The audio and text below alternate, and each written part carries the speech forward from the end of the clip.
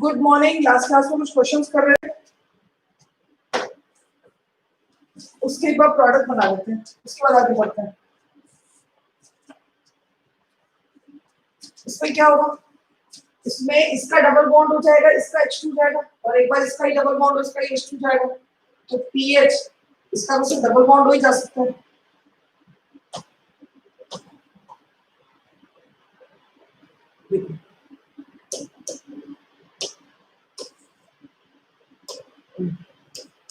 PH CH, ठीक है ना, और इधर OH ले लिया, क्योंकि क्वेश्चन में मुझे हीटिंग भी दिया ना, तो मैं डबल बॉन्ड अल्कीन नहीं बना सकती। CHOH सिंगल बॉन्ड, इसका H2 जाएगा, CH2 CHO, तो एक तो ये कार्य हो गया, प्लस और एक इसी का डबल बॉन्ड और इसी का H2 जाएगा, CH3 CHOH, ठीक है ना, सिंगल बॉन्ड। अब यहाँ पे क्या जाएगा, ये कितना हो जाएगा, CH2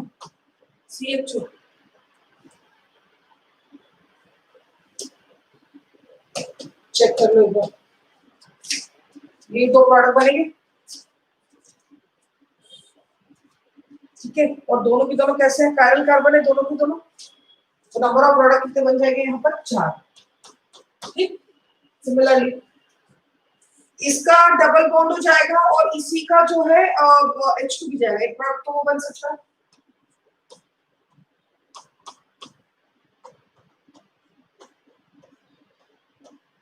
अब इसमें तो कोई कायरल दिख नहीं रहा है मुझे, दिख रहा है, हाँ दिख रहा है, सॉरी ये वाला कार्बन दिख रहा है, देख लो जरा ध्यान से, ठीक है, ये वाला साइक्लोहेक्सेन ये डबल बॉन्ड ही है, अरे यार हाँ नहीं, और प्लस दूसरा वाले में क्या होगा, इसी का डबल बॉन्ड हो जाएगा और इसका H2 जाएगा, इसका H2,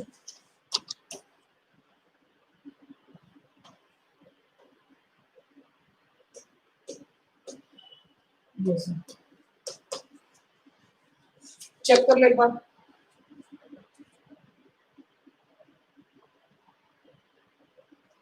इसमें किसी में GI नहीं होगा, बस ये इसमें होगा जिसपे कायरल कार्बन बन रहा है, ठीक है, नीचे वाले में इसी का डबल बॉन्ड हो जाएगा और इसी का H2 जाएगा, सेम ऊपर वाले से बना दो,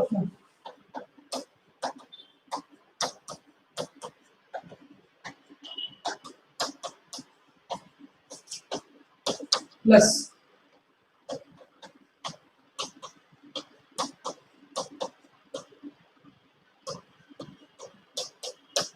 सिंगल बॉन्ड CH, चेक कर लेना,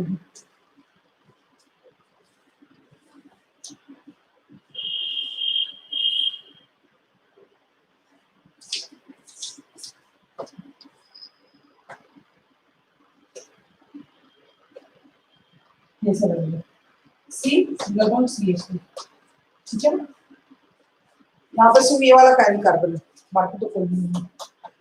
इस तरीके से प्रोडक्ट बनता है। ये कौन सा अल्डोल था अपना, मिक्स्ड अल्डोल,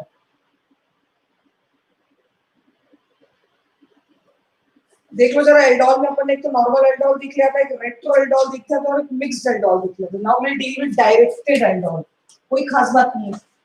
अब सारे एल्डोल में मैकेनिज्म तो सेम ही है, बस एक आप अलग कंपाउंड यूज कर लेते हो या एप्लीकेटर रिएजेंट अलग यूज कर लेते हो तो अलग नाम हो जाता है सारे के सारे aldol directed aldol,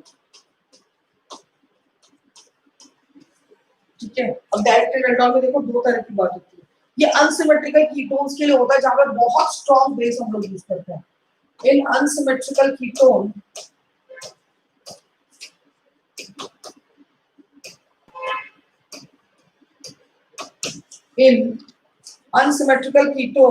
if LDA rather lithium diisopropyl acetamide, if LDA is used as a base, ठीक है। अब अनसिमेट्रिकल कीटोन ले लेते हैं, कोई भी ऐसा रैंडम एग्जांपल ले लो, LDA यूज किया एज अ बेस। अब देखो दो ऑप्शन होते हैं HD करने के, उस एंड से भी निकल सकता है और इस एंड से भी निकल सकता है, ठीक है। जब आप स्ट्रॉन्ग बेस लेते हो और जब आप नॉर्मल बेस या वीक बेस लेते हो तो दो तरह की कहानी होती है, मैंने आपको समझा दी। पहले छोड़ो स्ट्रॉन्ग ग्रिप को, तो दो तरह के से एच निकल सकते हैं। एक तो ये वाला एच निकल सकता है, एक तो ये वाला, और रेजो स्टेबलाइज देखोगे ठीक है, और एक उधर वाला एच निकल सकता है।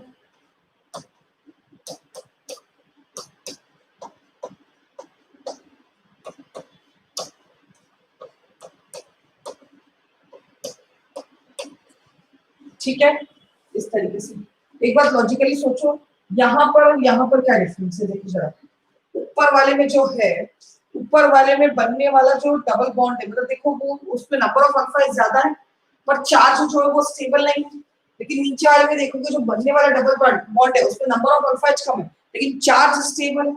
समझ रहे आप मेरी बात? तो ऊपर वाली रिएक्शन जो होती है वो थर्मोडायनामिक स्टेबल होती है, याद आ रहा है? थर्मोडायनामिक और काइनेटिकली कंट्रोल्ड स्टेबल। क्यों? क्योंकि बनने वाला चार्ज क्या है? अनस्टेबल। और यहाँ पर अगर देखें तो काइनेटिकली कंट्रोल्ड है क्योंकि इंटरमीडिएट की स्टेबिलिटी है। याद आ रहा है ना? काइनेटिकली कंट्रोल केसीपी और टीसीपी, एक में प्रोडक्ट की स्टेबिलिटी देखते हैं, एक में इंटरमीडिएट की स्टेबिलिटी देखते हैं। याद आ रहा है सब कुछ?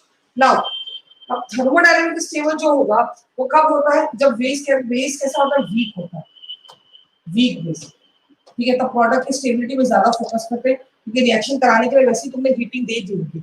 लेकिन जब काइनेटिकली कंट्रोल्ड अगर प्रोडक्ट बना है तो इट इज स्ट्रॉन्ग बेस जो मोर स्टेबल इंटरमीडिएट ही बनाएगा, भले बनने वाला प्रोडक्ट उतना स्टेबल ना हो। ठीक है वाली बात। तो यहाँ पर हम ये कहना चाह रहे हैं कि एलडीए यूज होता है, एलडीए जैसा, मतलब ये अलग अलग डायरेक्टेड नाम क्यों दिया? क्योंकि रिएक्शन एक अलग डायरेक्शन में जाएगी। अगर आप स्ट्रॉन्ग बेसिस यूज करते हो तो उसको हीटिंग वीटिंग की जरूरत नहीं है, वो इंटरमीडिएट स्टेबिलिटी से अपना काम चला लेगा। लेकिन अगर वीक बेस दिया होता है तो रिएक्शन के लिए आपको हीटिंग देनी पड़ती है, तो वहां पर प्रोडक्ट की स्टेबिलिटी मैटर करती है। इंटरमीडिएट की स्टेबिलिटी भले हो या ना हो, दोनों में से कोई फर्क नहीं पड़ता। This is your directed aldol. बाकी मैकेनिज्म तो आप कर ही लोगे, बाकी तो पूरा सेम टू सेम मैकेनिज्म है। नोट कर लो एक बार।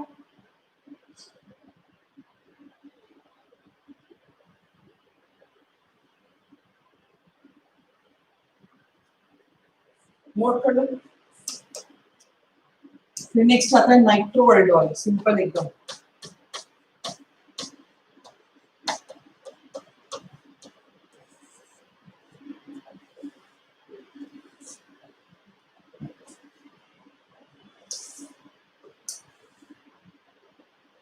फटाफट नोट करो, आगे बढ़ लो।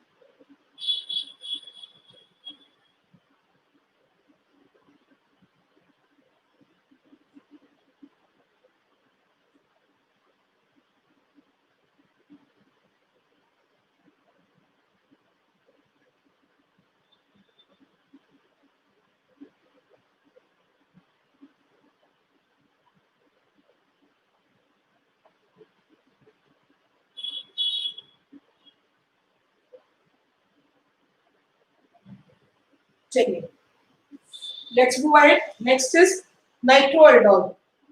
बहुत सिंपल है नाइट्रो एल्डोल में, बस एक नाइट्रो ग्रुप ले लो एल्डिहाइड के साथ, पीएच सीएचओ और कोई भी एक नाइट्रो ग्रुप ले लो। मान लो आपने सीएच से NO2 ले लिया, तो नाइट्रो ग्रुप का तो कंफर्म है कि H2 जाएगा।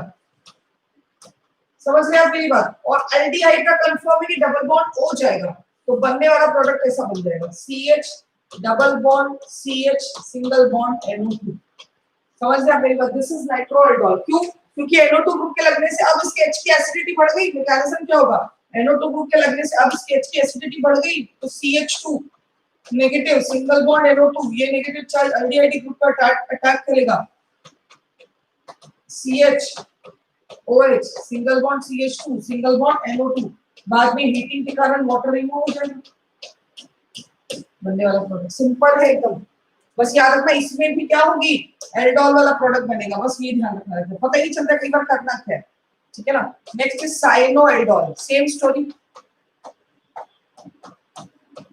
मान लो PHCHO के साथ क्या दे दिया तुमने, CH3CN दे दिया, same story same mechanism, base में हीटिंग के साथ, तो साइनाइड का तो H2 जाएगा और इसका क्या जाएगा, डबल बॉन्ड O, तो बनने वाला प्रोडक्ट कैसा, PHCH double bond CH single bond cyanide, clear है वाला, बेस विद हीटिंग।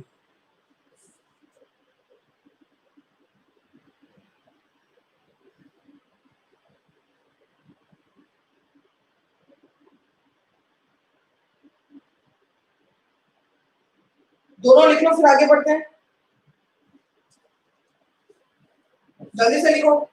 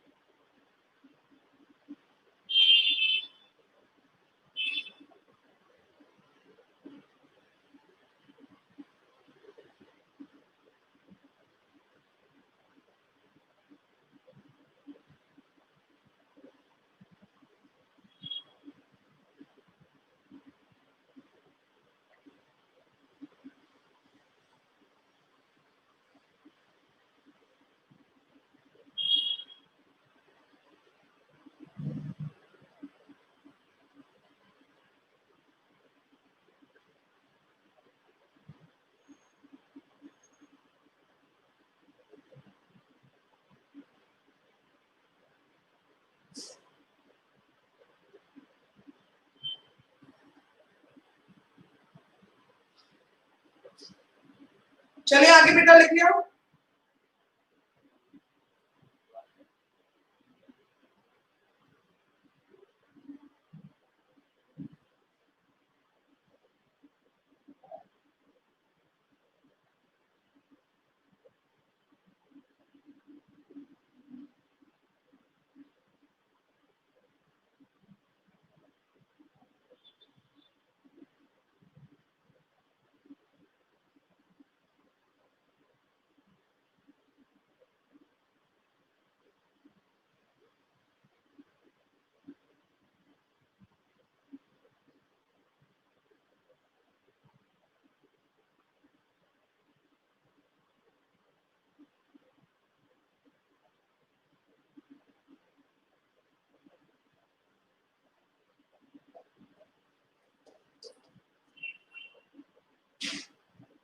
चलिए let's move ahead.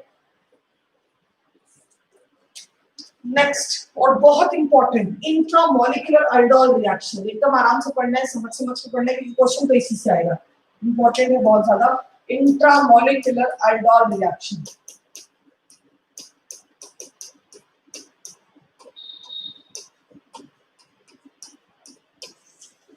Intramolecular aldol. अब देखो जरा ध्यान से, मैं काम करती हूँ, एक कंपाउंड लेते हैं अपन, ठीक है ना, उससे समझते हैं क्या क्या हो सकता है। कीटोन भी ले लेते हैं, उसमें एल्डिहाइड भी ले लेते हैं, तो सारी कहानी हो जाएगी।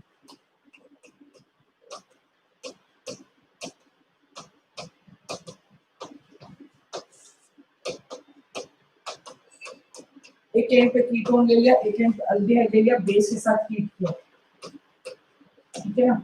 अब मैं बनने वाला प्रोडक्ट नहीं बना रही हूँ, बाद में बनाती हूँ, तो अपने को पता चलेगा भाई कैसे बनाएं। पहले से बना लेंगे तो फिर उतनी फीलिंग नहीं आएगी, ठीक है ना। अब देखो बेस के साथ जब हीट किया, पहले तो मैं आपको बता दूं कितने पॉसिबल अल्फाइज दिख रहे हैं आपको। एक तो पहला ये पॉसिबल दिख रहा है, ये निकल सकता है, दूसरा ये पॉसिबल दिख रहा है, ये निकल सकता है, और तीसरा ये पॉसिबल दिख रहा है, ये निकल सकता है। ये 3 पॉसिबल अल्फा दिख रहा है जो निकल सकते हैं। हमको थोड़ी पता, कोई भी निकल सकता है। एक एक करके तीनों को निकाल देते हैं और सिचुएशन समझते हैं कि क्या होता है। सबसे पहले मैंने इधर वाला निकाला, तो ये बन जाएगा CH2 negative, C double bond, CH2 CH2 CH2, फिर again CH2, C double bond H। एक तो ये केस हो गया, ठीक है। एक केस, एक केस हो जाएगा जब ये वाला H लिख लेते, उसको भी लिख लेते हैं। CH3, C double bond CH negative, ठीक है। फिर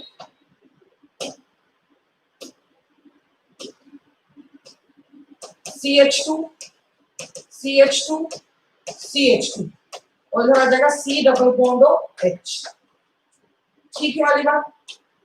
ये केस हो गया। और तीसरा केस जब ये कोने वाला निकल जाए, ये वाला, तो क्या बन जाएगा मेरे पास CH3 C double bond CH2 CH2, फिर आएगा CH2, ठीक है। फिर आ जाएगा मेरे पास 3 कार्बन के बाद चौथे पर CH नेगेटिव, फिर आ जाएगा C double bond single bond H, ठीक। ये 4 है, ये 3 केसेस आ गए, ठीक है। अब क्या होगा, जैसे ही ये नेगेटिव चार्ज बनेगा, ये सबसे पहले किस पर अटैक करेगा, सिस्टम के इलेक्ट्रॉन डेफिशिएंट सेंटर पर। ये नेगेटिव चार्ज बनते ही इधर अटैक करे, उससे कुछ खास फायदा मिलेगा नहीं, तो ये नेगेटिव चार्ज ऑब्वियसली बात है इधर वाले पर अटैक करेगा। जैसे ही इधर अटैक करेगा, देखिए आप, ये इधर जैसे ही अटैक करेगा, ये दोनों इलेक्ट्रॉन लेकर बाहर, ठीक है। और 1 2 3 4 5 6 7 7 मेंबर रिंग का फॉर्मेशन हो गया भाई यहाँ, ये 7, ठीक है ना। अब देखो 7 मेंबर रिंग का फॉर्मेशन हुआ, ये O नेगेटिव बना। अब देखो जिस कार्बन पर O नेगेटिव बना, इस कार्बन पर O नेगेटिव बना, एक CH2 है बीच में, ये वाला CH2 है बीच में, और उधर पास वाले कार्बन में डबल बॉन्ड आ गया, ऐसा कुछ बनाई। देख लो आप लोग। नेक्स्ट केस में इधर देखो, इधर इधर इधर अटैक करेंगे तो हमको क्या मिल जाएगा, यहाँ पर दोनों इलेक्ट्रॉन लेकर बाहर, 1 2 3 4 5, ये 5 मेंबर रिंग बनी है हमारे पास, 5 मेंबर रिंग, ठीक है। तो ये मेरे पास क्या बना, O नेगेटिव, ठीक है। और ये O नेगेटिव है, और जिस कार्बन पर ये लगा है उसी पर C double bond CH3 group लगा है, समथिंग लाइक दिस। चेक करो एक बार, ठीक है। ये 5 नंबर लेंगे और इसी कार्बन पर C डबल बॉन्ड CH3 लगा हुआ इस तरीके से, ठीक है। इधर देख लेते हैं, इधर ये अगेन ये किधर अटैक करेगा, इधर अटैक करेगा। 1 2 3 4 5, ये 5 नंबर रिंग होगी। अब जिस कार्बन पे अटैक किया है उस पर C डबल बॉन्ड और H लगा, और उसके जिस पर इसने अटैक किया है उसी कार्बन पे दोनों इलेक्ट्रॉन लेकर बाहर है, उसी पर O नेगेटिव है और उसी पर CH3 है। चेक कर लो एक बार, होप्स अपन ने सही ड्रॉ किया, ठीक है। ये 3 सिस्टम दिख रहे हैं, वो 3 पॉसिबल होते हैं। अगेन हीटिंग वगैरह सब कुछ होगी और बनने वाला प्रोडक्ट आपके पास क्या बन जाएगा वो भी बना लेते हैं। फाइनली यहाँ से बनने वाला प्रोडक्ट क्या मिलेगा आपको, फाइनली बनने वाला प्रोडक्ट ये तो मिल जाएगा 7 नंबर रिंग, ये 7 नंबर रिंग। और अगर अल्कोहल की बात करें तो डबल बॉन्ड OH बनेगा। ऑब्वियस बात है, हीटिंग होगी तो बनने वाला प्रोडक्ट ऑन हीटिंग पे वाटर का रिमूवल होगा, तो 7 नंबर रिंग, ये डबल बॉन्ड O है तो ये इधर, ये ठीक है। ये एक प्रोडक्ट बना हमारे पास, ठीक। अगला प्रोडक्ट बनाते हैं,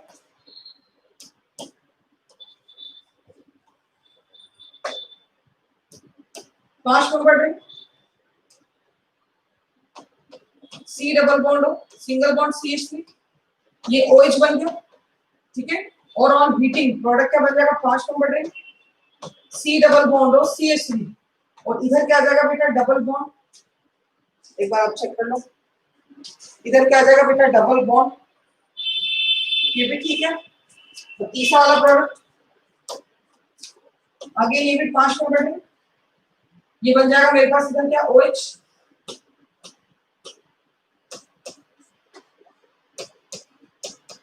this is CH3 and this is CH2, और हीटिंग होगी हीटिंग होगी तो OH और H बाहर और ये ऐसा बन जाएगा CH3, इसी पर डबल बॉन्ड है और इसी पर CH2।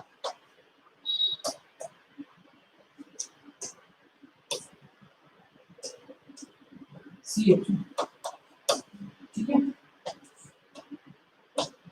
ये तीन ऑल पॉसिबल केसेस हो जाएंगे, तीन पॉसिबल केसेस। सवाल ये उठता है तीन पॉसिबल केसेस में मेजर प्रोडक्ट कौन सा है। अब मेजर प्रोडक्ट साइक्लिक कंपाउंड में कैसे देखेंगे, उसके लिए दो इंपॉर्टेंट रूल है। सबसे पहला इंपॉर्टेंट रूल तो रिंग का फॉर्मेशन है कि कौन से मेंबर रिंग बन रही है, ठीक है। दूसरा इंपॉर्टेंट रूल होता है न्यूक्लियोफिलिक या बोला चाहिए अपने को अटैक का, ठीक है। तो अगर मुझसे सबसे पहले मैं रूल में इंट्रामॉलिक्यूलर रिंग में कोई प्रेफरेंस की बात करेगा तो सबसे ज्यादा पॉसिबिलिटी 6 मेंबर की होती है, फिर 5 मेंबर की होती है, फिर 7 मेंबर की होती है। मैं रूल लिखा रही हूँ। इस हिसाब से ये बात तो कंफर्म हो गई कि ये रिजेक्ट हो गया क्योंकि पहला रूल तो रिंग का ही प्रेफरेंस है, ये रिजेक्ट हो गया। अब बचे ये दोनों क्योंकि ये दोनों 5 मेंबर रिंग है। अब दूसरा इंपॉर्टेंट रूल जो आएगा कि अगर दो रिंग सेम साइज की बन रही है देन न्यूक्लियोफिलिक अटैक के हिसाब से डिसाइड करेंगे, ठीक है। न्यूक्लियोफिलिक अटैक के हिसाब से डिसाइड करेंगे, मतलब एल्डिहाइडिक पे अटैक हो रहा है कीटोनिक पे, जो ज्यादा रिएक्टिव होगा उसका प्रोडक्ट मेजर होगा। तो न्यूक्लियोफिलिक अटैक एल्डिहाइड पर हो रहा है कीटोन पे हो रहा है, ये इस बात पे डिपेंड करेगा कि इन दोनों में से ज्यादा रिएक्टिव कौन है। तो एल्डिहाइडिक ग्रुप न्यूक्लियोफाइलिक ज्यादा रिएक्टिव होता है, कीटोनिक ग्रुप ऑब्वियस सी बात है एल्डिहाइडिक ग्रुप। एल्डिहाइडिक ग्रुप में ज्यादा इलेक्ट्रॉन डेफिशिएंसी होती है कीटोन के कंपैरिजन में, तो aldehydic group is more reactive towards nucleophilic attack. तो जिस भी केस में एल्डिहाइड पर अटैक हो रहा होगा that will be the major product. समझ रहे हैं? तो दो इंपॉर्टेंट रूल है। पहला इंपॉर्टेंट रूल रिंग का प्रेफरेंस दैट इज 6, 5 एंड 7। तो पहले रूल के हिसाब से ये रिजेक्ट हो गया, ये दोनों बचे। अब इन दोनों में हमको कैसे डिसाइड करना है न्यूक्लियोफिलिक अटैक किस पर हो रहा है, उस पर होना चाहिए जो कि मोर रिएक्टिव है। एल्डिहाइडिक ग्रुप मोर रिएक्टिव होता है, यहाँ पे एल्डिहाइड पर अटैक हो रहा है और यहाँ पर कीटोन पर अटैक हो रहा है। कौन अटैक कर रहा है? Negative charge. लेकिन ये मतलब नहीं है वो नेगेटिव चार्ज स्टेबल है या अनस्टेबल है, उस बात से कोई लेना देना नहीं है। किस पर अटैक हो रहा है उससे मतलब है। यहाँ पर एल्डिहाइड पर अटैक हो रहा है और यहाँ पर कीटोन पर अटैक हो रहा है, तो ऑब्वियस सी बात है मेजर प्रोडक्ट कौन सा आ गया बेटा? ये वाला। This one is the major product, this one is the major product. ये अपना मेजर प्रोडक्ट बनेंगे तीनों, पर मेजर प्रोडक्ट कौन सा वाला होगा? ये वाला। This one is the major product. और ये किस बेसिस पर डिसाइड किया हमने? दो इंपॉर्टेंट रूल। पहला पहला पहला पहला यही होता है पहला रूल, ठीक है। पहला इसी को देखेंगे हम लोग, ठीक है। मैं सिस्टमैटिकली लिख देती हूँ, कंफ्यूजन नहीं चाहिए मुझको, है ना। अब आराम से लिख लो। इन इंट्रामॉलिक्यूलर रिएक्शन पहला रूल यही आएगा, in intramolecular reaction preference of ring is, सबसे ज्यादा प्रेफर्ड कौन सी होती है? 6, then 5 and then 7। Preference of ring is 6, then 5, then 7। ये पहला रूल है। दूसरा rule, second rule, second rule is in case if two rings of same size are formed, if two rings of same size are formed,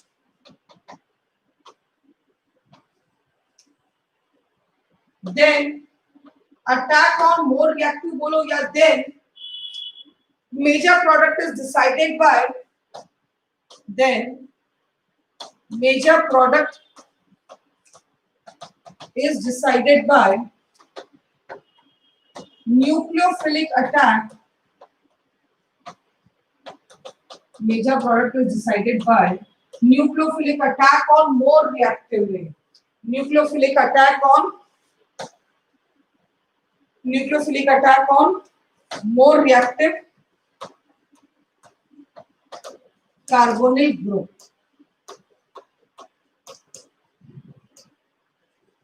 और इसके हिसाब से rule क्या बनेगा?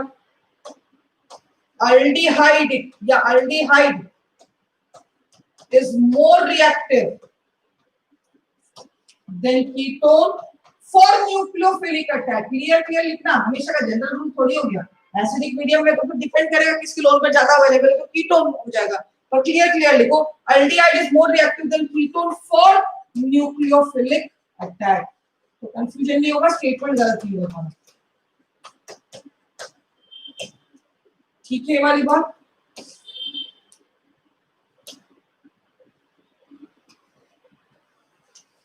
ये दो के हिसाब से, और इन दोनों के हिसाब से मैंने सोचा कि मेजर प्रोडक्ट कौन सा है भाई।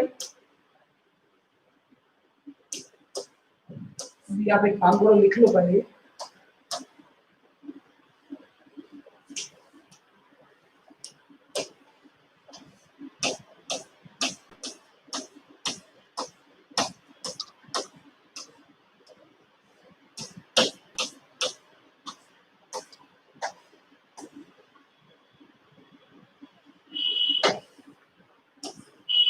तो इसको लिख लो पहले, आराम से लिख लो, 2-3 मिनट का समय लेकर।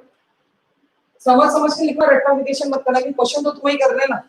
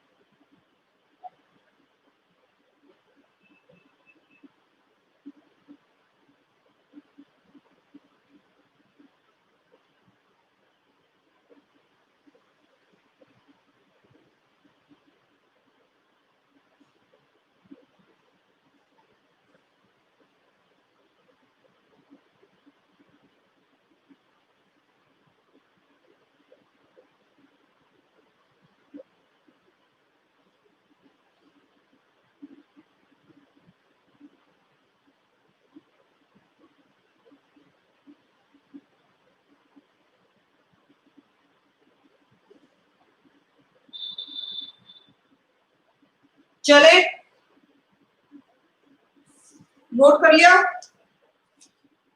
ये नीचे वाली चीज भी नोट कर लो।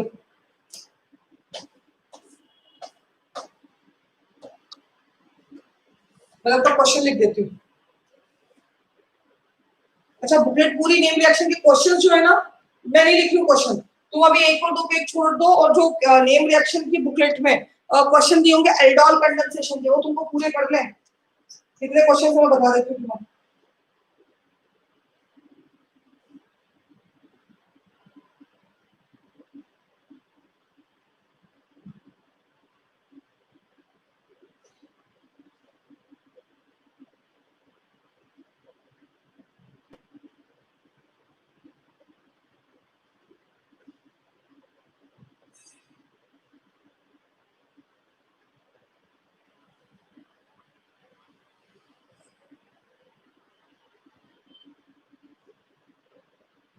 20 to 23 क्वेश्चन है, देखो जरा पहली वाली रिएक्शन में अल्डोल कंडेंसेशन में, वो सारे तुम कर लेना, पूरे सिस्टमेटिकली नोट कर लेना, 2-3 पेज छोड़ दो और वो कर लेना, मतलब तो तुम्हारी प्रैक्टिस हो जाएगी। अल्डोल कंडेंसेशन के आंसर्स पीछे दिया हुआ ये मैच हो जाएगा, ठीक है। तो अब नेक्स्ट हेडिंग डाल कैनिज़ारो रिएक्शन।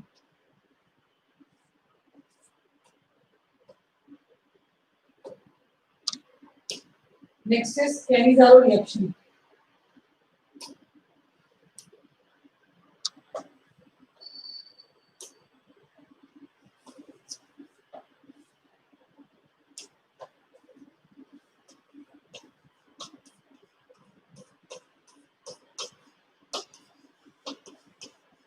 फिर रिपीट कर रही हूँ, बुकलेट में जो क्वेश्चन दिए हैं as it is class illustration में बीच में लिख लेना। बुकलेट तो अभी घूमने वाली है 2-3 दिन में तुमसे, तुमको मिलने वाली वाली बुकलेट कहाँ है।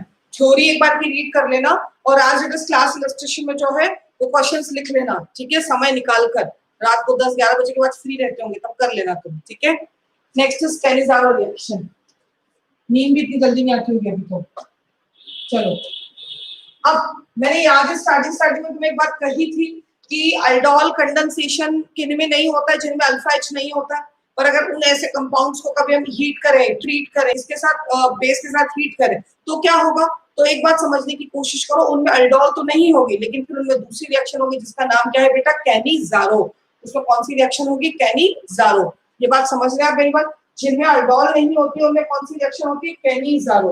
तो कैनिज़ारो रिएक्शन समझने की कोशिश करो कि उन कंपाउंड्स में होती है जिनमें अल्डोल नहीं होती, इन अदर वर्ड्स उन कंपाउंड्स में होती है जिनमें अल्फा एच नहीं होता है। और कैनिज़ारो में देखो होता क्या, बहुत बहुत इंपॉर्टेंट है इसका मैकेनिज्म, क्योंकि इसकी मैकेनिज्म से ही क्वेश्चन डायरेक्ट आता है। अगर हम एग्जाम पॉइंट ऑफ व्यू से बात करें तो मैकेनिज्म से ही डायरेक्ट क्वेश्चन आता है, क्योंकि इसमें आपको बहुत अलग अलग चीजें भी देखने को मिलेगी। एक तो ऑर्डर ऑफ रिएक्शन 3, 4, 2 सब हो सकता है, समझ रहे हैं मेरी बात। ऑर्डर ऑफ रिएक्शन 2, 3, 4 का मतलब क्या होगा, एक बेस भी एक बार में रिएक्ट कर सकता है, 2 बेस भी एक बार में रिएक्ट कर सकते हैं, और कुछ ऐसे भी कंपाउंड्स होते हैं जिनमें 3-3 बेस एक बार में रिएक्ट कर देते हैं। ये पहली ऐसी रिएक्शन देखोगे जिसके ऑर्डर ऑफ रिएक्शन भी मल्टीपल चॉइस है, 2 भी हो सकते हैं, 3 भी हो सकते हैं, 4 भी हो सकते हैं, इस तरीके से। तो बहुत इंपॉर्टेंट रिएक्शन होती है। इसका सबसे बेसिक एग्जांपल ले लेते हैं बेंजल्डिहाइड। पहले मैं मैकेनिज्म समझा देती हूँ, फिर थ्योरी लिखवा दूंगी, क्योंकि अगर थ्योरी लिखेंगे भी तो फील तो आनी चाहिए कि लिख क्या रहे हैं, नहीं तो पता ही नहीं चलेगा लिख क्या रहे, तो इंग्लिश लिखने जैसा हो गया।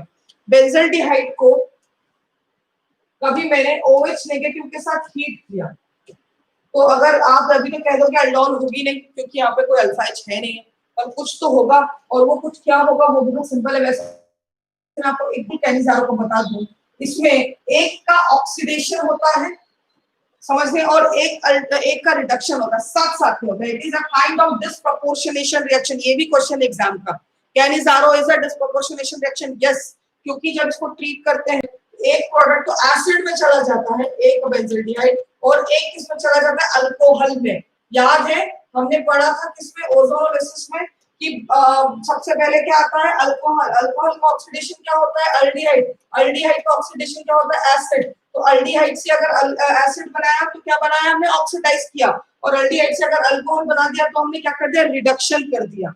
समझा आप मेरी बात। तो ये एक तरीके के डिस्प्रोपोर्शनेशन रिएक्शन इसके प्रोडक्ट बनते हैं, और मैकेनिज्म में आप मैकेनिज्म समझेंगे, मैकेनिज्म बहुत इंपॉर्टेंट है। देखो क्या होता है, let's deal with mechanism now.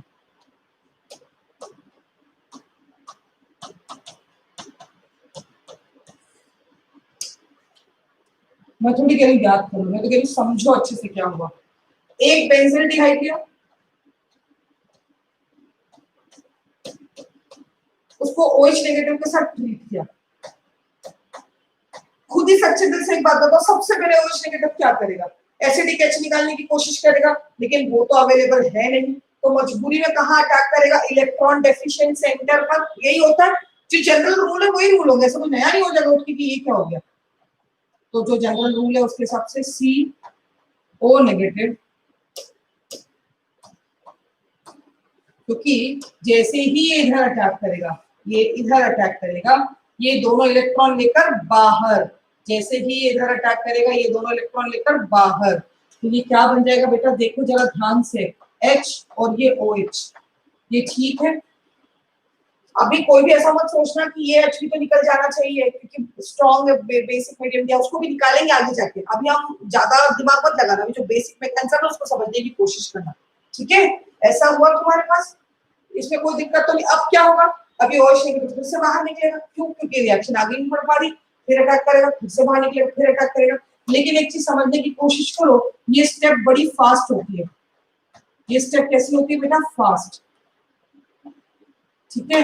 Next step में क्या होगा, ये O नेगेटिव दोनों इलेक्ट्रॉन नीचे देगा और यहां से H नेगेटिव बाहर निकल जाएगा, समझ रहे हैं आप मेरी बात, क्योंकि कोई ऑप्शन ही नहीं है। अगर ये OH अटैक कर रहा है निकल रहा है, OH अटैक कर रहा है निकल रहा है, OH अटैक कर रहा है निकल रहा है, OH अटैक कर रहा है निकल रहा है, लेकिन जब कंटिन्यूअसली OH अटैक करता रहेगा, बहुत फास्टली OH अटैक करता रहेगा, बहुत फास्ट, तो मजबूरी में ये O नेगेटिव जब दोनों इलेक्ट्रॉन नीचे देगा तो OH की जगह हाइड्राइड आयन बाहर निकल जाएगा, ऐसा कुछ केसेस में होगा। फिर वो H नेगेटिव किधर अटैक करेगा, अगले बेंजल्डिहाइड पर, फिर वो H नेगेटिव किधर अटैक करेगा बेटा, अगले बेंजल्डिहाइड पर, ये निकलते ही किधर अटैक कर देगा, नेक्स्ट बेंजल्डिहाइड पर,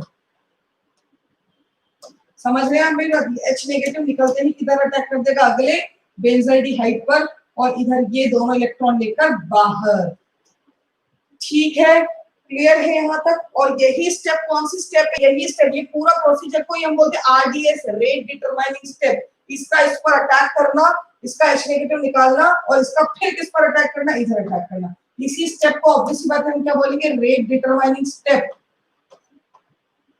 अभी बेसिक मैकेनिज्म सीख रहे हैं ना, ज्यादा H निकालने में दिमाग मत लगाना, वो अभी आगे निकालते हैं वो भी, है ना। बनने वाला प्रोडक्ट इधर से ये तो क्या बन जाएगा, PHC double bond OH, sorry PHC double bond OH, और ये CPHCH2O नेगेटिव, एक स्टेप और स्किप कर दूं क्या, वो O negative directly acidic H खींच लेगा, कौन सा वाला, ये वाला, ये स्टेप स्किप कर दूं चल जाएगा, ये लिख दूं, चलो लिख लेती हूं,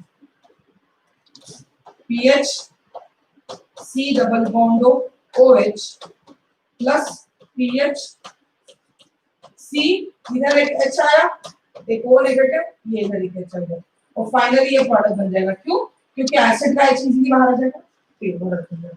ये कैसी रिएक्शन दिख रही है आपको बेटा, डिस्प्रोपोर्शनेशन रिएक्शन दिख रही है, क्योंकि इसमें एक ही कंपाउंड का ऑक्सीडेशन हो रहा है और एक ही कंपाउंड का रिडक्शन हो रहा है। ये मैकेनिज्म थोड़ा थोड़ा समझ में आया, ये वाली बात अगर समझ में आई तो पहले आप शांति से नोट पढ़ लो, फिर हम थ्योरी लिखते हैं पूरी, ठीक है। अच्छा, कितने ऑर्डर के ये आपने क्या कहते हैं, कितना रिएक्शन का ऑर्डर कितना दिख रहा है, 3, क्योंकि रेट डिटरमाइनिंग स्टेप में ये दोनों इन्वॉल्व है और साथ ही साथ में एक OH नेगेटिव भी इन्वॉल्व है, क्योंकि ये OH नेगेटिव के अटैक के कारण ही H नेगेटिव बाहर हो रहा है और ये बहुत फास्ट अटैक होता है, समझ रहे हैं आप मेरी बात, तो इसका ऑर्डर ऑफ रिएक्शन 3 होता है, ये दो तो इन्वॉल्व है, साथ ही साथ एक OH नेगेटिव भी इन्वॉल्व है, ठीक है। अब इसके बारे में बात करते हैं, पहले तो बहुत सारी थ्योरी लिखते हैं, पहले आप इतना समझ के लिख लो, जल्दी नहीं है कोई, अच्छे से समझ लो।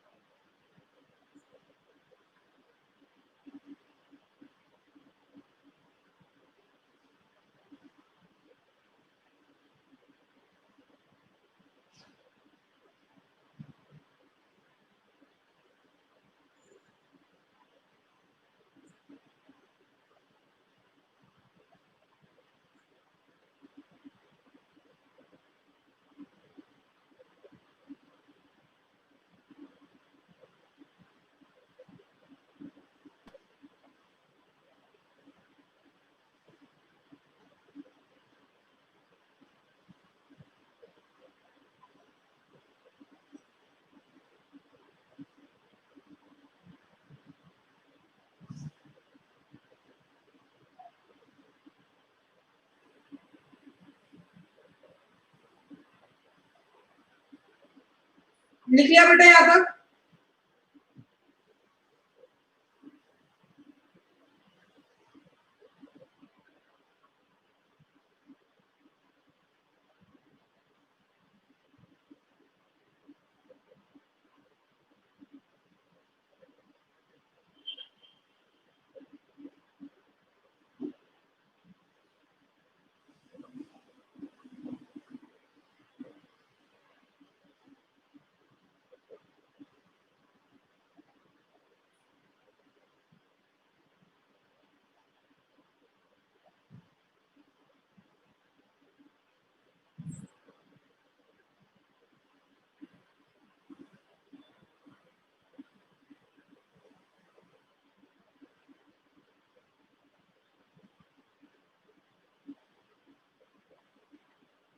चलिए आगे बढ़ते हैं। थ्योरी लिखते हैं, थोड़ी मैकेनिज्म तो समझ में ही होगा। मैकेनिज्म में कोई भी डाउट है किसी को?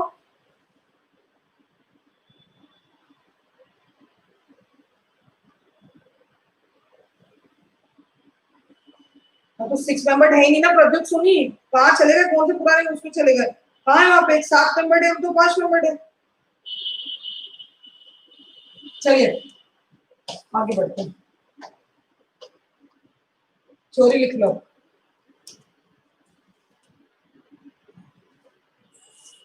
In presence of strong base, in presence of strong base, aldehydes, in presence of strong base, aldehydes without alpha H, aldehydes without alpha H, alpha is बोले तो alpha hydrogen, that is non aldolizable aldehyde, that is non aldolizable aldehydes, मतलब वो aldehydes जिनका aldol नहीं हो सकता है, ठीक है बात? that is non aldolizable aldehydes, जिनका एल्डोल कंडेंसेशन नहीं होता उनकी बात कर रहे हैं, ठीक है? Undergo self oxidation and reduction, समझ गए क्यों लिखा self oxidation and reduction? Undergo self oxidation and reduction, undergo self oxidation and reduction, that is disproportionation reaction, that is disproportionation reaction। इसलिए मैंने बोला था पहले एक बार मैकेनिज्म समझा देती हूँ तो आपको थ्योरी लिखने में कंफर्टेबल रहेगा कि वो क्या रिडक्शन किसके ऑक्सीडेशन की बात कर रहे हैं, डिस्प्रोपोर्शनेशन क्यों हुए, अब ये बात समझ में आ गई, ठीक है?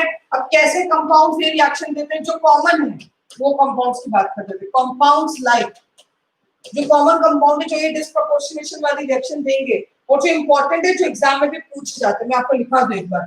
एक तो फॉर्मल्डिहाइड हो गया अपना, ठीक है? एक बेंजल्डिहाइड तो वैसे भी हम बना ही चुके हैं। एक फर्फरन टाइप का कंपाउंड होता है, बहुत इंपॉर्टेंट है ये, ठीक है? आप लिख लो, इसके भी हम प्रोडक्ट बनाएंगे अभी, मतलब ये कॉमन क्वेश्चन से तो पूछे जाते हैं, ठीक है? फिर नेक्स्ट आ जाएगा, ये भी कैनिजारो ही देता है और ये बहुत इंपॉर्टेंट नोट है, इसको भी आगे समझेंगे बाय कैनिजारो, जबकि इसमें एक अल्फा एच है, ठीक है? बट समझना भी हमको है, ठीक है? और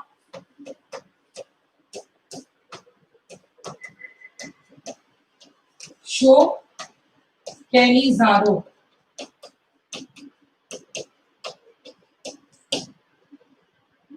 ठीक है वाली बात।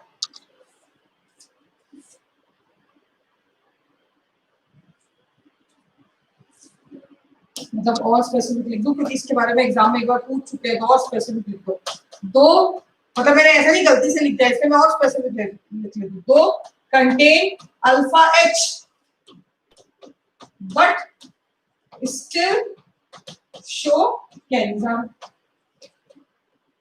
और स्पेसिफिक लिख दिया, तो ऐसा भी ना लगे कि गलती से बन गया, जानबूझकर ही लिखा है। ये भी पता है कि तो भले अल्फा एच हो बट स्टिल वो क्या शो करता है बेटा, कैनिजारो।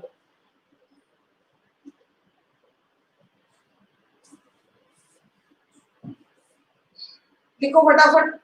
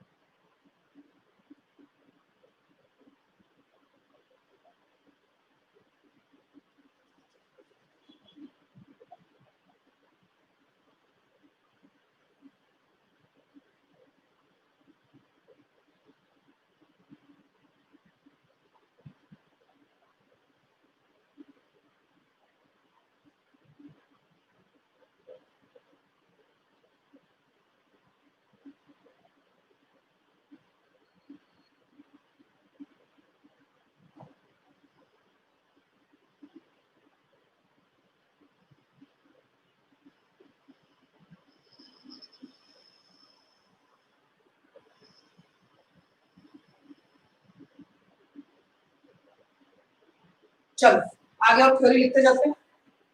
अब मैकेनिज्म सबका देखा हुआ है, अगला पॉइंट पे हम बात करते हैं। Rate is directly proportional to aldehyde का तो होल स्क्वायर है, क्योंकि दो अल्डिहाइड लग रहे हैं यहाँ पे और एक बेस लग रहा है, ठीक है, अल्डिहाइड का स्क्वायर और बेस, ठीक। तो ऑर्डर ऑफ रिएक्शन कितनी हो गई यहाँ से 3,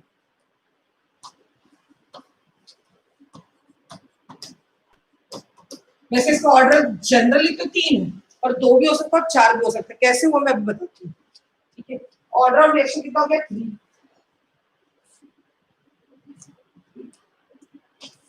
लिखते जाना और क्या। नेक्स्ट पॉइंट आ जाएगा सी डबल बॉन्ड और एच, ठीक है, ऑन बेस विथ हीटिंग बनने वाला प्रोडक्ट होता है सी डबल बॉन्ड और ओ नेगेटिव प्लस CH2OH, इस टाइप से, ठीक है। तो ध्यान से देखोगे कभी तो एक बार यहां से यहां गया तो ये क्या हो गया इसका ऑक्सीडेशन, तो सभी को पता है, और एक बार यहां से यहां गया तो ये क्या हो गया उसका रिडक्शन, एक तरफ ऑक्सीडेशन और एक तरफ रिडक्शन, और सिर्फ ऑक्सीडेशन रिडक्शन दोनों हो रहा है और एक ही कंपाउंड का हो रहा है, तो it is called as disproportionation reaction, therefore disproportionation reaction.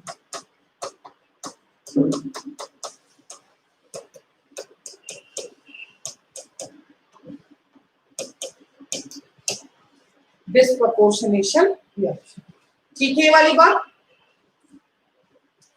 अब देखो क्या होता है, वही वाली बात ऑर्डर 4 में बता रही हूँ। ऑर्डर 4 कैसे होगा रिएक्शन का, जब हम बहुत स्ट्रॉन्ग बेस ले लेते हैं और थोड़ा सा एक्सेस में ले लेते हैं तो पता है क्या होता है, ये अटैक इधर करता है, ये O नेगेटिव बनता है, इसके अटैक करने के बाद इसी का H भी बाहर निकल जाता है, अगला वाला OH नेगेटिव इसका H को भी क्या कर देते हैं बाहर निकाल देते हैं, और ऐसे में हम अगर आरडीएस में देखेंगे तो कितने OH नेगेटिव इन्वॉल्व है 2 और कितने एल्डिहाइड इन्वॉल्व है 2, तो ऑर्डर ऑफ रिएक्शन कितना हो जाएगा 4, तो पॉसिबल ऑर्डर ऑफ रिएक्शन इस रिएक्शन का कितना हो सकता है 4 भी हो सकता है, मल्टीपल चॉइस क्वेश्चन में आता है तो ध्यान रखें। और 2 खैर कब होगा, कभी आज बताने का मौका नहीं मिला, तो जब इंट्रामोलिकुलर रिएक्शन होती है, मतलब 2 एल्डिहाइड एक ही कंपाउंड में दिए हुए हैं, उसी कंपाउंड में ऑक्सीडेशन होगा और उसी कंपाउंड में दूसरा एल्डिहाइड का रिडक्शन होगा, तब ऑर्डर ऑफ रिएक्शन कितना हो जाएगा 2, तो possibility of order of reaction 2 भी होती है, 3 भी होती है और 4 भी होती है। तो अब नेक्स्ट पॉइंट देखो, थोड़ी थ्योरी पर आराम से लिख लो। In the presence of more concentration of alkali, in the presence of more concentration of alkali, in the presence of more concentration of alkali, order of reaction becomes 4, order of reaction becomes 4, ठीक है वाली बात। देखो कैसे order of reaction 4 कैसे होगा, rate is directly proportional to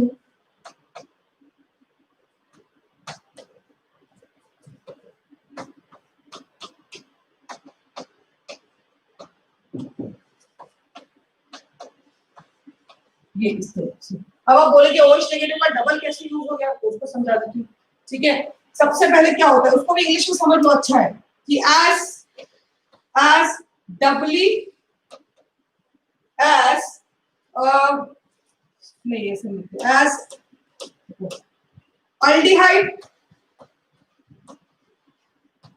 aldehyde first forms, एक negative वाला एक नेगेटिव फॉर्म करता है, ठीक है ना, या as aldehyde first forms doubly charged negative anion, as aldehyde first forms doubly charged anion, ये एक स्ट्रक्चर ड्रॉ कर लो, कैसे देखो डबली चार्ज anion, इधर ब्रैकेट में इसका स्ट्रक्चर ड्रॉ कर लो, ऐसा O नेगेटिव और H, तो तुम्हें याद आ जाएगा, ये नीचे वाला भी निकल गया बाहर, तो ये डबली चार्ज anion बन गया, ठीक है। From which anhydride is transferred, from which N2 from which a hydride ion is transferred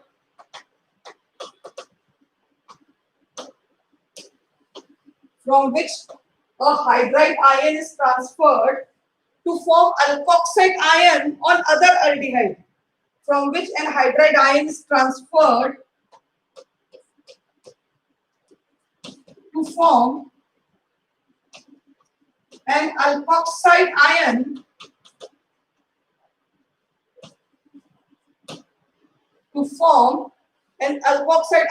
on other aldehyde.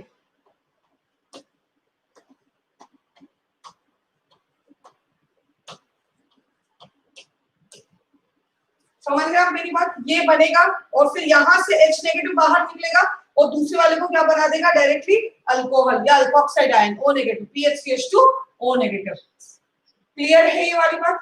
ठीक है, तो यहाँ पर ऑर्डर कितना हो गया 4। ठीक है, अब आप बोलिए कार्बन हाइड्रोजन बॉन्ड टूटती कैसे? तो नेक्स्ट पॉइंट हो जाता है high temperature leads to breaking of carbon hydrogen bond. यहाँ पे लिख लो high temperature leads to breaking of carbon hydrogen bond. ठीक है, अदरवाइज नॉर्मली तो कार्बन हाइड्रोजन बॉन्ड टूटना मुश्किल होता है, लेकिन हाई टेम्परेचर के कारण बॉन्ड क्या हो जाती है, टूट जाती है। और क्या रिलीज करती है? To release H negative. ये भी इंपॉर्टेंट है, टू रिलीज H नेगेटिव, मतलब H दोनों इलेक्ट्रॉन लेके क्या हो जाता है बेटा, बाहर हो जाता है। ठीक है, क्लियर है?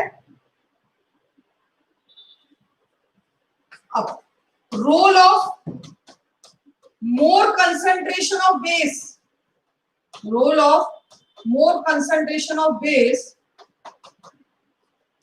is to prevent reaction from moving in backward direction। मैंने कभी भी नहीं बोला कि रिवर्सिबल है, समझ लेना मेरी बात। मैंने इसको रिवर्सल नहीं बोला, एल्डोल को जरूर बोला था, लेकिन इसको रिवर्सिबल नहीं बोला है। ठीक है, तो role of more concentration of base is to prevent reaction from going to backward direction.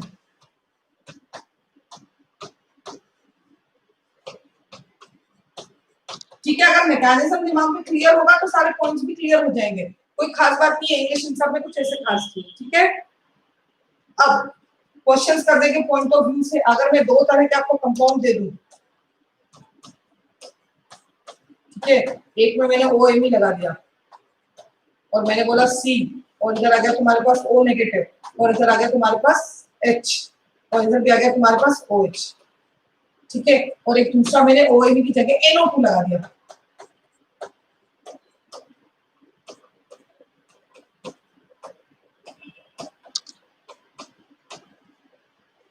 ठीक है, क्लियर है दोनों? अब सवाल ये उठता है कि रिलीज ऑफ हाइड्राइड आयन किसमें ज्यादा आसानी से होगा। ठीक है, इलेक्ट्रॉन डोनेटिंग ग्रुप के केस में या इलेक्ट्रॉन विथड्रॉइंग के ग्रुप के केस में? किसके केस में रिलीज ऑफ हाइड्राइड आयन आसानी से होगा? ये देखो जरा ध्यान से, तो लॉजिकली सोचते हैं।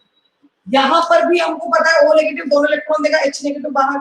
यहाँ पर भी हमको पता है O नेगेटिव दोनों इलेक्ट्रॉन देगा, H नेगेटिव बाहर। यहाँ पर क्या होगा? यहाँ पर OMe सिस्टम की इलेक्ट्रॉन डेंसिटी बढ़ा रहा है, यहाँ पर NO2 सिस्टम की इलेक्ट्रॉन डेंसिटी कम कर रहा है। ये -m से +m से बढ़ा रहा है। ठीक है, ये +m से बढ़ा रहा है और ये -m से क्या कर रहा है बेटा, विड्रॉ कर रहा है, कम कर रहा है। क्या लगता है किस केस में जो है H नेगेटिव जल्दी रिलीज हो जाएगा? ठीक है, ये इलेक्ट्रॉन डेंसिटी बढ़ा रहा है और ये इलेक्ट्रॉन डेंसिटी बढ़ाएगा, तो यहाँ पर सिस्टम में इलेक्ट्रॉन की कोई कमी नहीं है, तो जब O नेगेटिव दोनों इलेक्ट्रॉन देगा तो H नेगेटिव इधर से बाहर हो जाएगा। और यहाँ जब इलेक्ट्रॉन डेंसिटी की कमी है तो O नेगेटिव जैसे ही दोनों इलेक्ट्रॉन देगा वो इलेक्ट्रॉन डेंसिटी इधर कॉन्जुगेशन बढ़ाने में लग जाएगा। समझ आया मेरी बात? सिस्टम की इलेक्ट्रॉन डेंसिटी बढ़ाने में लग जाएगा, तो H नेगेटिव का विड्रॉवल उतना आसान नहीं होगा जितना कि इस केस में होगा। समझ गए आप मेरी बात? तो जितना इलेक्ट्रॉन डोनेटिंग ग्रुप लगा होगा, नेगेटिव चार्ज डेंसिटी सिस्टम की ज्यादा होगी and it will be more easy to release H negative. भाई ये भी तो 2 इलेक्ट्रॉन लेकर बाहर जाएगा, ये भी तो सिस्टम की इलेक्ट्रॉन डेंसिटी कम करेगा, तो सिस्टम में अगर ज्यादा इलेक्ट्रॉन डेंसिटी होगी तो H नेगेटिव का रिलीज आसान हो जाएगा।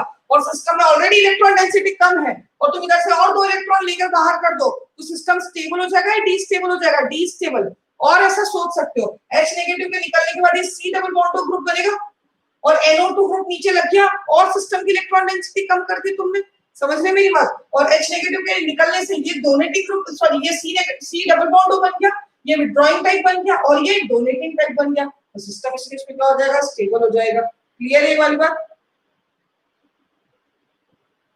तो आप चाहो तो शॉर्ट में लिख लो, more is electron donating group, comma more is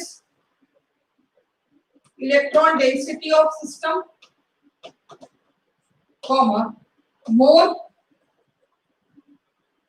easy to release hydride ion, more easy to release hydride ion। Clear है ये वाली बात।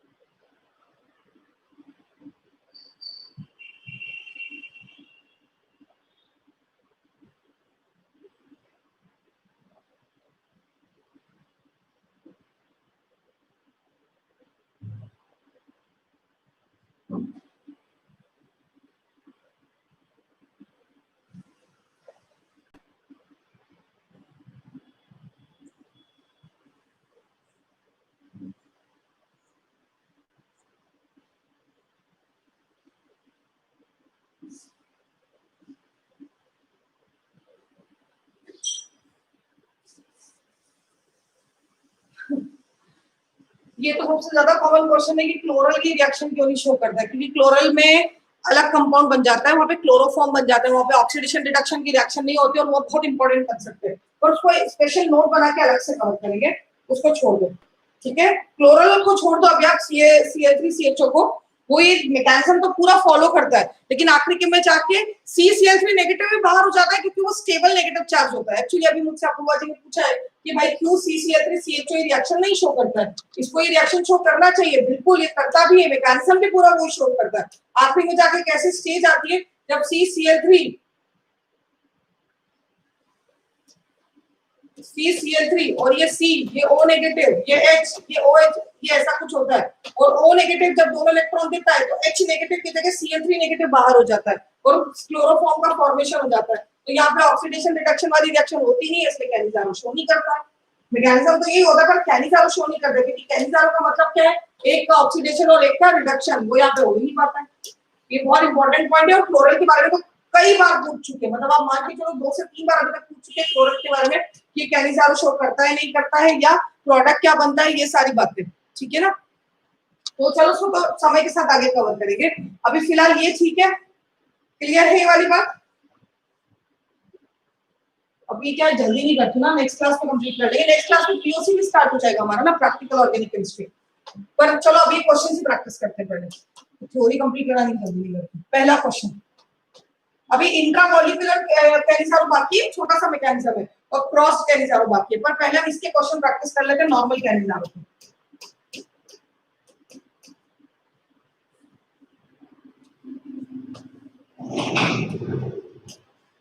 आराम से पूरा प्रोडक्ट बनाना, दिमाग लगा के। यहाँ पर थोड़ा सा वो कंसेप्ट काम में आएगा जीओसी का कि एच बाहर आसानी से निकलेगा या बी बाहर आसानी से निकलेगा, तुम्हें सोचना है, क्योंकि एक एल्डिहाइड बनेगा और एक एसिड बनेगा तो किसमें क्या बनेगा।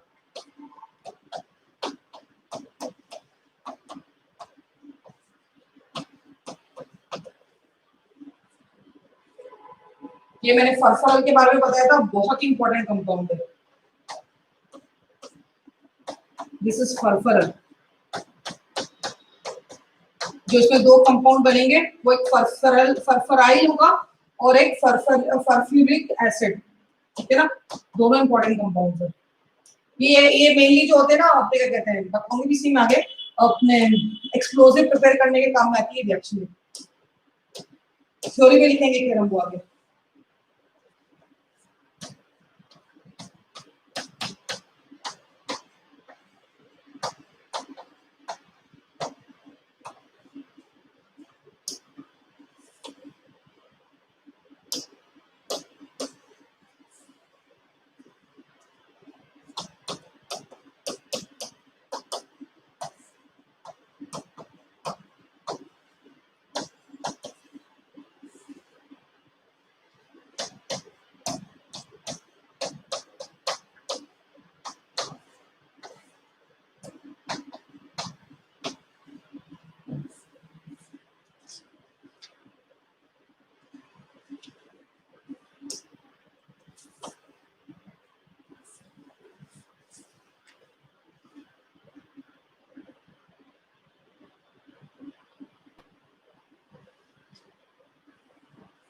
ठीक है, ये तो सब कर ही लोगे तुम। सिंपल क्वेश्चन है, इंट्रामोलिकुलर भी बता देती हूँ, अभी टाइम भी है काफी। नेक्स्ट इज इंट्रामोलिकुलर कैनिजारो, कुछ नया नहीं लिखना है, सिंपल ही है।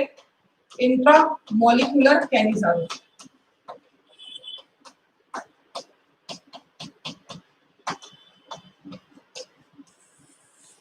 ठीक है। मतलब आप ऑब्वियस बात है, एक क्वेश्चन ले लेती हूँ इंट्रामोलिकुलर कैनिजारो के लिए।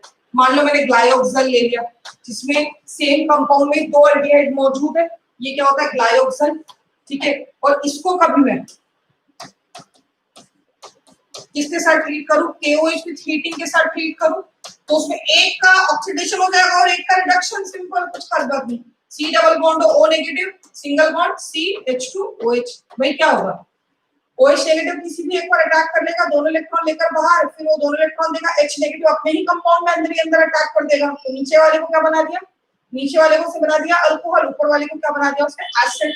समझिए आप मेरी बात। और बनने वाला कंपाउंड क्या हो गया आपके पास, ग्लाइकोलिक एसिड, ग्लाइकोलिक एसिड, ठीक है। और इसका रेट में कितने सबस्ट्रेट लगेंगे, खाली एक, तो ऑर्डर ऑफ रिएक्शन कितनी हो गई, तो रेट की अगर मैं बात करूं तो rate is directly proportional to एक ही सबस्ट्रेट, क्योंकि उस एक ही सबस्ट्रेट में दो एल्डिहाइड हो गए आपके पास और OH नेगेटिव, तो यहाँ पर ऑर्डर ऑफ रिएक्शन कितना आ गया बेटा, 2। बाकी तो सब कुछ सेम ही है, ठीक है। This is intramolecular.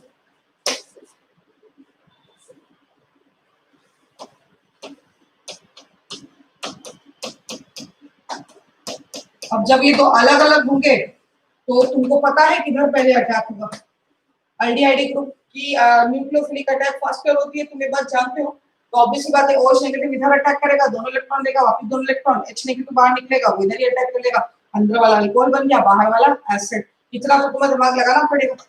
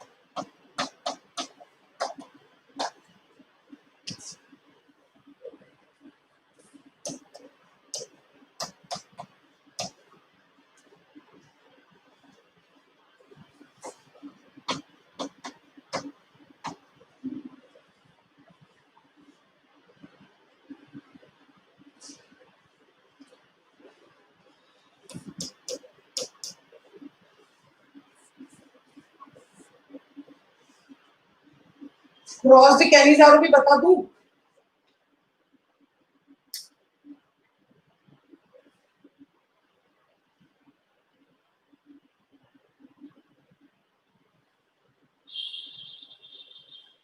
चलो cross the Cannizzaro next class में बता दूंगी। सिंपल ही है क्रॉस द कैनिजारो, मतलब वही हो गया, तो अलग अलग तरह के एल्डिहाइड लिए हैं और उसमें एक रूल होता है जनरली कि formaldehyde is always more reactive, क्योंकि फॉर्मल्डिहाइड न्यूक्लियोफिलिक अटैक के लिए पहले रिएक्टिव होगा, तो जब जब फॉर्मल्डिहाइड होगा आपके पास, तब तब आपके पास क्या बनेगा, एसिड ही बनेगा फॉर्मल्डिहाइड का, और दूसरा वाला जो भी मौजूद है उसका अल्कोहल बनेगा। That is your cross the Cannizzaro.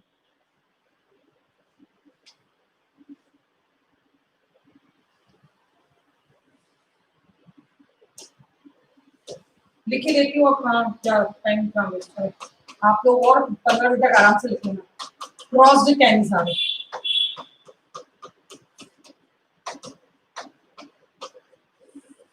ठीक है। इन क्रॉस्ड कैनिजारो मतलब दो अलग अलग तरह के ऐसे एल्डिहाइड लिए होंगे जिनका एल्डोल नहीं बन सकता है। In crossed Cannizzaro that carbonyl will oxidize, in crossed Cannizzaro that carbonyl will get oxidized, which has more reactivity towards nucleophilic attack। Obvious सी बात है, क्योंकि OH नेगेटिव उसी पर सबसे पहले अटैक करेगा जिसका पार्शियल पॉजिटिव है, जिसकी न्यूक्लियोफिलिक अटैक की टेंडेंसी सबसे ज्यादा होगी, which has more reactivity towards nucleophilic attack, which has more reactivity towards nucleophilic attack। ठीक है, अब ये बात रखना, याद रखना, फॉर्मल्डिहाइड जब जब मौजूद होगा ना, formaldehyde is the one which is most reactive. इसी के साथ भी फॉर्मल्डिहाइड होगा, फॉर्मल्डिहाइड का ही पहले का बनेगा acid. Formaldehyde is most reactive and if present will always get oxidized, and if present will always get oxidized। ठीक है, तो फॉर्मल्डिहाइड का क्या बन जाएगा, एसिड, बचे हुए का क्या बन गया, अल्कोहल। बस, बाकी तो कैनिजारो तो आती है, क्वेश्चन लिख देती हूँ। प्रोडक्ट तुमको बनाना है ना, प्रोडक्ट को मैं नेक्स्ट क्लास में डिस्कस करूंगी।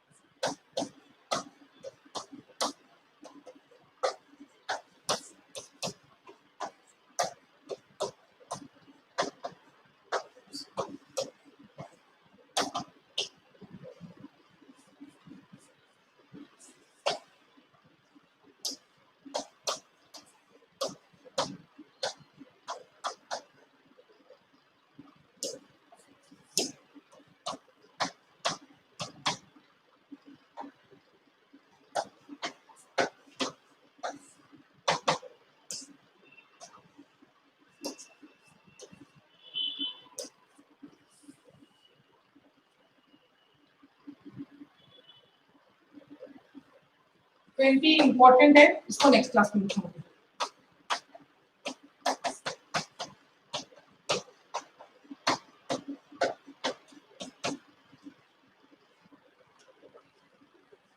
कुछ इंपॉर्टेंट कंपाउंड्स की प्रिपरेशन है, ये रिएक्शन तो आप कर लोगे इतना करने के बाद, पर वो कंपाउंड्स इंपॉर्टेंट है, इसको नेक्स्ट क्लास में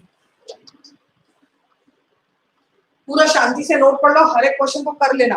मोस्ट प्रॉब्ली कल संडे के दिन मैं सफिशिएंट टाइम दिलवा दूंगी, ठीक है। तो तुम एक काम करना, ये कैंडिसारो में 20 क्वेश्चन में एक पेज की जगह छोड़ देना। उसके बाद क्लेजन और जितनी भी सारी रिएक्शन है उस बुकलेट में, वो सारी रिएक्शंस करो और सारी रिएक्शन का मैकेनिज्म नोट करो और सारे के सारे क्लास इलस्ट्रेशन, ये तुमको कल करना है। कल संडे है, कल के दिन में सर को मैं बोलकर 2 से 3 घंटे या 4 घंटे का टाइम दिलवा दूंगी। पूरी नेम रिएक्शंस की बुकलेट जो है तुम्हारी कॉपी में होनी चाहिए। ऐसा मत सोचना मैंने रीड कर लिया, मैंने प्रैक्टिस कर लिया, बेटा रीड करने से नहीं होता है। जब तक आप मैकेनिज्म खुद से, उसमें पूरा मैकेनिज्म है, तुमको भी आगे तो पूरा मैकेनिज्म लिखना है, पूरा मैकेनिज्म ढंग से लिखो, एक एक रिएक्शन को समझो, परखिए लो, ये सारी रिएक्शन बहुत इंपॉर्टेंट है, उसको लाइटली मत लेना, ठीक है ना। परखिए स्पेशली बहुत इंपॉर्टेंट है, तुम्हारी नोबल जेल बहुत इंपॉर्टेंट है, ये 3-4 रिएक्शन बहुत ही ज्यादा इंपॉर्टेंट है, हर रिएक्शन को ढंग से लिखना, ठीक है। अभी लेक्चर को मैं आज के दिन यहीं के लिए एंड कर रही हूँ, इसके आगे नेक्स्ट क्लास में कंटिन्यू करेंगे।